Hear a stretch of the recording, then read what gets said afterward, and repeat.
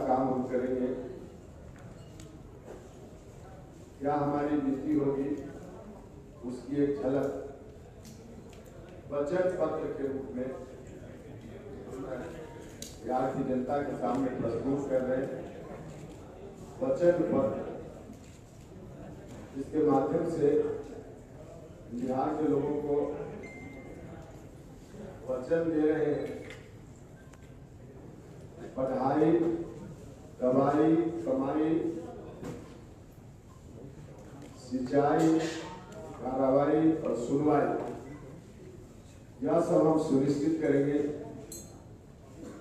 प्राथमिकता के आधार पर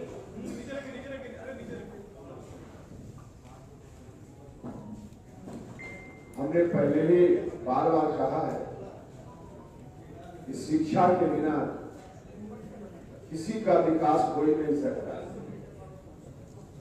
चाहे अमीर घर के लोग हो या गरीब घर के लोग। उनके बाल बच्चों का विकास जिनका भी हुआ है हो रहा है, या जिनका नहीं हुआ आगे होना है, सबके लिए शिक्षा ही एकमात्र उपाय है। एक ऐसी सीढ़ी है शिक्षा जिस सीढ़ी पर चढ़कर किसी भी घर का बच्चा विकास के शिखर पर चढ़ता है, पहुंचता है। जो पैसे वाले लोग हैं उनके लिए तो बहुत संकट नहीं है, क्योंकि उनकी जेब में पैसा है। जहाँ शिक्षा बिकती है वहां से खरीदकर अपने बच्चों को शिक्षा देते हैं। लेकिन गरीब परिवार का, दलित, महादलित, पिछड़ा, अति पिछड़ा या अगली जाति के जो गरीब परिवार के बच्चे हैं, उनके लिए तो वही एक सहारा है शिक्षा का। सरकारी विद्यालय, सरकारी महाविद्यालय, सरकारी विश्वविद्यालय, जहाँ आज पढ़ाई लिखाई नाम की कोई चीज नहीं बिहार में। जब तक इसमें सुधार नहीं होगा तब तक गांव के गरीब लोगों का जो सपना है कि उनका बाल बच्चा भी डॉक्टर बने, इंजीनियर बने, एसपी बने, कलेक्टर बने, बड़ा इंसान बने, उद्योगपति बने, उनका सपना नहीं पूरा हो सकता। सामान्य तौर पर आप कोई भी देख सकते हैं, किसी परिवार में फर्स्ट जनरेशन एक व्यक्ति भी अगर प्रगति कर आगे बढ़ जाता है तो बाकी लोगों के विकास का रास्ता भी प्रशस्त होता है। लेकिन फर्स्ट जनरेशन भी जहां नहीं अभी तक बढ़ पाया है, उनके लिए आगे बढ़ना असंभव है जब तक शिक्षा की सुविधा सरकारी विद्यालयों में, महाविद्यालयों में उनको उपलब्ध न कराई जाए। इसलिए पहला वचन हमारा है लोगों से कि आप मौका दीजिए। जब देश के बाहर दिल्ली इत्यादि जगहों पे सरकारी स्कूल में अच्छी से अच्छी पढ़ाई हो सकती है, तो बिहार में भी अच्छी पढ़ाई हो सकती है। और इसके लिए हमने मुख्य रूप से कहा है कि जिस तरह से नवोदय विद्यालय भारत की सरकार चलाती है, उसी तर्ज पे हम तमाम जिलों में एक एक विद्यालय जिसपे गरीब घर के बच्चे फ्री में उनका रहना, फ्री में खाना, पढ़ाई फ्री में, कपड़ा फ्री में, हर तरह से सब फ्री व्यवस्था उनके लिए होगी। रेसिडेंशियल स्कूल, नवोदय विद्यालय जिस तरह का होता है उस तरह का स्कूल होगा, जिसमें शिक्षक भी साथ साथ रहेंगे। 24 घंटा शिक्षक का भी आवास उसी में होगा। तो इस तरह से प्रत्येक जिला में हम एक विद्यालय खोलेंगे, जिस विद्यालय उसके अतिरिक्त और नेत्रहाट और सिमुलतल्ला, पहले नेत्रहाट था झारखंड के पहले चला गया झारखंड में, तो सिमुलतल्ला में दूसरा विद्यालय अभी चल रहा है। उसी तरह का विद्यालय बिहार के अलग अलग हिस्सों में खोलेंगे, जिसमें सारण, चंपारण, कोसी, शाहबाद, सब जगह 5 विद्यालय उस तरह का नया हम खोलेंगे, जिसका नाम कर्पूरी ठाकुर शेख फातिमा विद्यालय होगा। और उसमें जो अति पिछड़ा समाज के बच्चे हैं, जो दलित परिवार के बच्चे हैं, उनके बच्चों के लिए मुख्य रूप से यह स्कूल होगा। वैसा विद्यालय हम खोलेंगे। शिक्षा के अलावा स्वास्थ्य की अच्छी व्यवस्था हम करेंगे। इसका भी वचन लोगों को देते हैं। सरकारी अस्पताल हम दुरुस्त करेंगे हर तरह से। और फिर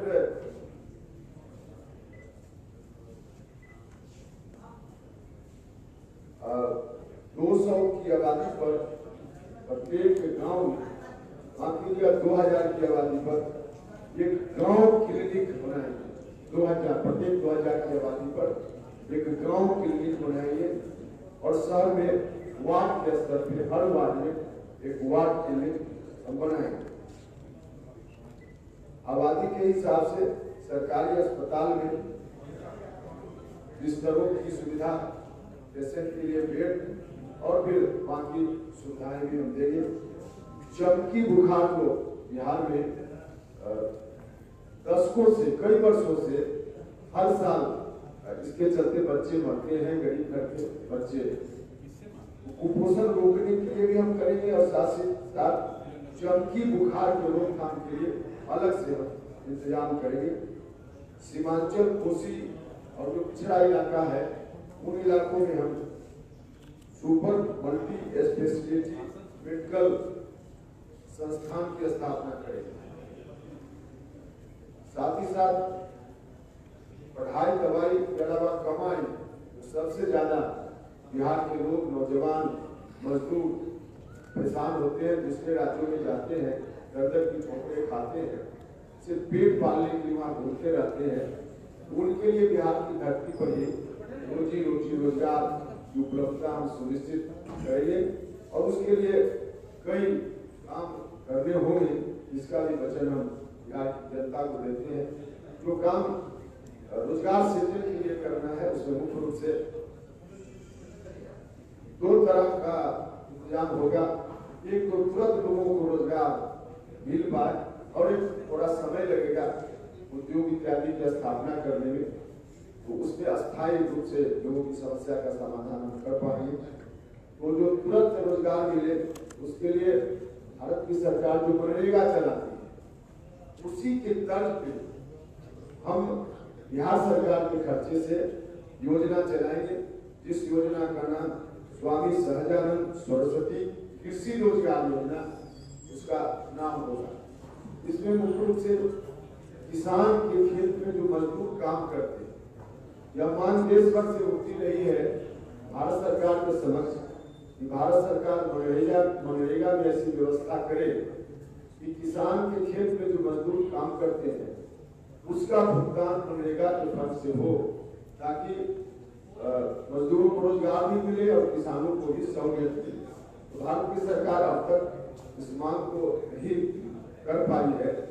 बिहार सरकार के खर्चे से अलग से हम एक उस तरह की योजना चलाएंगे जिसका नाम हमने कहा स्वामी सहजानंद सरस्वती कृषि रोजगार योजना।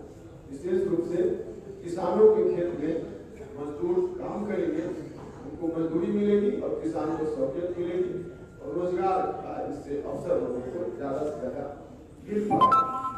साथ ही साथ छोटे छोटे उद्योगों की स्थापना करनी पड़ेगी रोजगार सृजन के लिए। जिन जिलों में, जिन इलाकों में जिन चीजों का उत्पादन ज्यादा किसान भाई करते हैं, उन उत्पादों पर आधारित उन इलाकों में उद्योग की स्थापना सरकार भी करेगी और साथ ही साथ प्राइवेट इन्वेस्टर्स हैं, निवेशक हैं, उनको आकर्षित करने के लिए हम नीति बनाएंगे। और उसके लिए हमने कुछ बात इसमें कही है, जमीन उनको उपलब्ध कराने का मामला हो या छोटा से छोटा इसको बिजली का कनेक्शन लेना हो, पानी का कनेक्शन लेना हो, इसके लिए इफेक्टिव सिंगल विंडो सिस्टम हम बनाएंगे। कोई इन्वेस्टर अगर इन्वेस्ट करना चाहता है, उसको जमीन चाहिए, पानी की सुविधा चाहिए, तो एक जगह आकर आवेदन करेगा और वहां से सारी चीजों को उपलब्धता हम सुनिश्चित करेंगे। और फिर उसमें जो जिन चीजों का उत्पादन करेंगे उद्योग की स्थापना के बाद उत्पादन, उन चीजों के लिए हम सरकार जो अपने विभाग में किसी भी चीज का उपयोग करती है, मान लीजिए कोल्ड ड्रिंक्स का उपयोग सरकार के विभाग में, पर्दा बनाने के लिए कपड़ा का उपयोग, तो इन चीजों की खरीद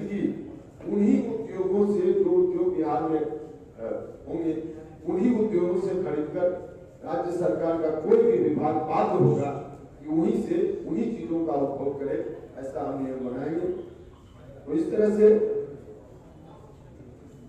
कमाई के लिए रोजगार सृजन और किसानों की आमदनी को बढ़ाना दोनों इसमें साथ साथ है। कुछ चीज जो एमएसपी के दायरे से बाहर है, भारत सरकार से बार बार प्रयास के बाद भी भारतीय सरकार नहीं खरीदती है, उसके लिए स्पेशल उसी की तरह बिहार सरकार अलग से उन उत्पादों के लिए जो भारत सरकार नहीं खरीदती है, अलग से हम एमएसपी का निर्धारण करेंगे और बिहार सरकार अपने खर्चे से उसको खरीदने का काम करेगी। तो यह सब उसके लिए है। और फिर किसानों के लिए विशेष रूप से और भी कुछ योजना चलाएंगे। अनुदानित दर पे सब्सिडाइज्ड रेट पे बिजली खेती के लिए हम किसानों को देंगे।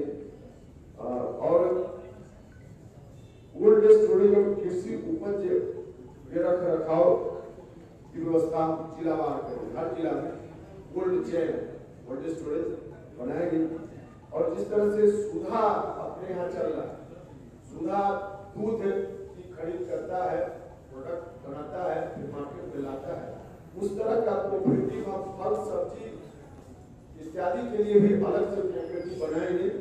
और जिस तरह से सुधा का सेंटर हो रहा है, जो वहाँ दूध बेचते हैं, उस तरह से हम सेंटर बनाएंगे अलग अलग, और वहाँ से फल सब्जी का उत्पादन भी किसान करेंगे, वहाँ से खरीदी होगी और उसको भी फिर कहीं भंडारण करके उसका प्रोसेसिंग करके जो प्रोडक्ट होगा फिर मार्केट में जाएगा। तो किसान का जो सामान, जिन चीजों का उत्पादन किसान करेंगे, उनको बिक्री में भी मार्केट मिल जाएगा, उनको लोगों को रोजगार मिल जाएगा। तो किसानों की आमदनी भी बढ़ेगी और रोजगार का सृजन भी वहाँ होगा। तो किसान और रोजगार दोनों को जोड़कर, क्योंकि कृषि क्षेत्र बिहार में ऐसा है जहाँ सबसे ज्यादा रोजगार सृजन का स्कोप है, तो इसका भी हम लाभ लेंगे और लोगों को इस बात का भी वचन दे रहे हैं। उसके साथ साथ कार्रवाई, जो अपराधी है उन पर अंकुश लगाना। बिहार की सरकार लाख दावा करती है, लेकिन हर तरह से महिलाओं के साथ बलात्कार की घटनाएं, हत्या, लूट इत्यादि रोज की घटना बन गई है।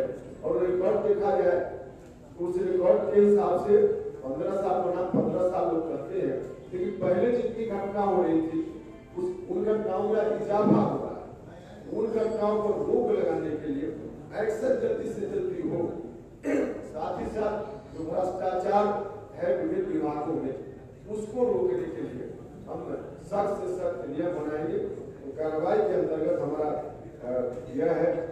इसमें फिर उसके बाद अंतिम जो हमारा वचन है मुख्य रूप से सुनवाई में कोर्ट में जो मामला लंबित रहता है, खास करके गरीब लोग, मजदूर लोग, किसी मुकदमा में फंस गया, अब 10 साल 20 साल लगा चलते रहता है, बेचारा जाता है, तारीख होती है, कुछ नहीं उसमें निदान निकलता, डेट पर डेट पढ़ते रहता है और इस तरह से उसका मामला लंबित रहता है।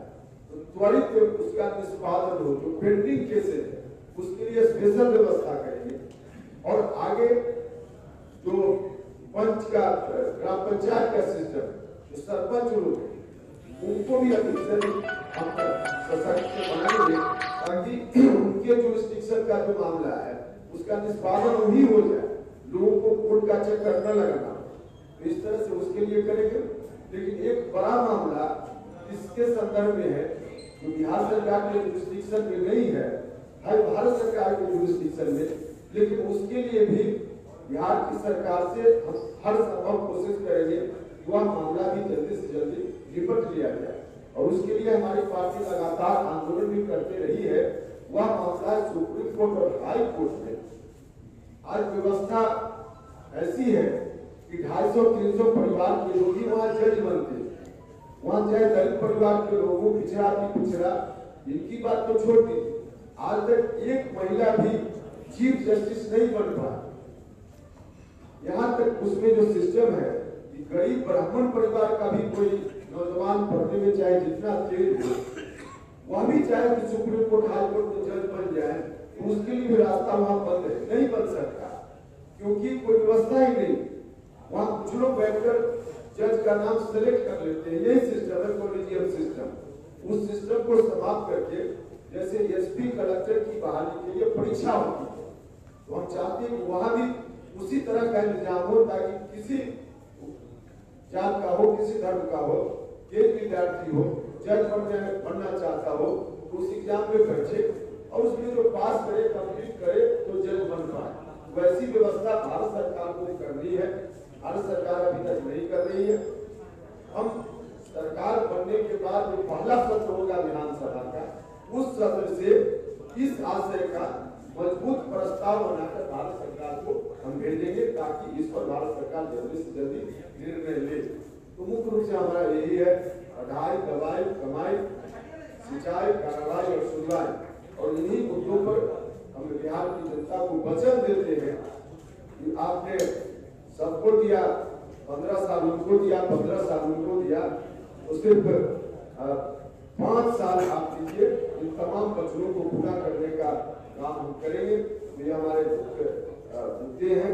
उसके साथ साथ कुछ और भी महत्वपूर्ण वचन है, जिसमें पटना का नाम हम पाटलिपुत्र करेंगे, पटना का नाम पाटलिपुत्र करेंगे।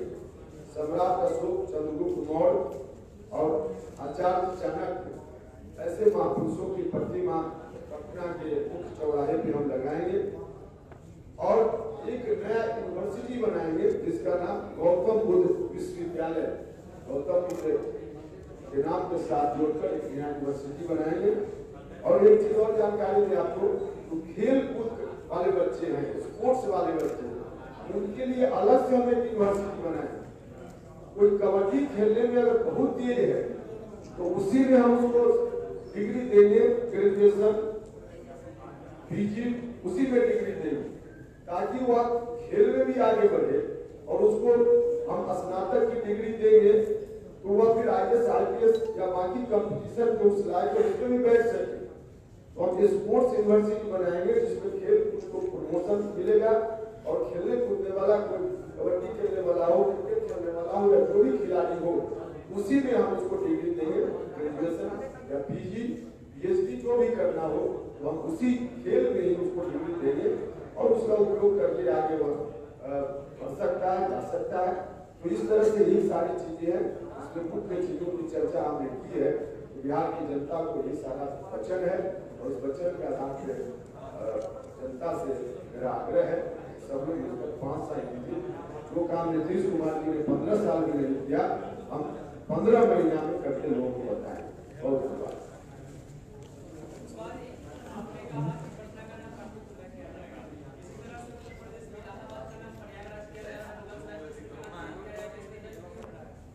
तो पटना का जो इतिहास है, पाटलिपुत्र जब नाम था उस वक्त पूरी दुनिया में यहाँ से रोशनी जाती है। पाटलिपुत्र कहने से हर आदमी को प्राइड फील होता है, क्योंकि जब हम पाटलिपुत्र कहते हैं तो उसी समय की याद करते हैं जिसके बारे में हमारे प्रधानमंत्री जी भी कहते हैं कि विश्व गुरु हिंदुस्तान को बनाना है।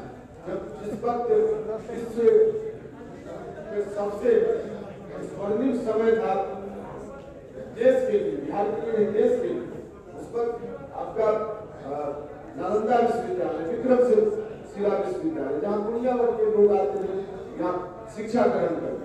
आज तो यहाँ कुछ नहीं, तो हम उसी गौरव को लौटाना चाहते, और उसके लिए प्राइड का फीलिंग होता है जब हम पाटलिपुत्र बोलते हैं, तो इसलिए पटना का नाम पाटलिपुत्र करना जरूरी है। बहुत धन्यवाद। करियर इंस्टीट्यूट के साथ शिखर करियर इंस्टीट्यूट पूर्वी भारत में एकमात्र कोचिंग संस्थान जो एक्सक्लूसिवली है मेडिकल एंट्रेंस एग्जाम के लिए।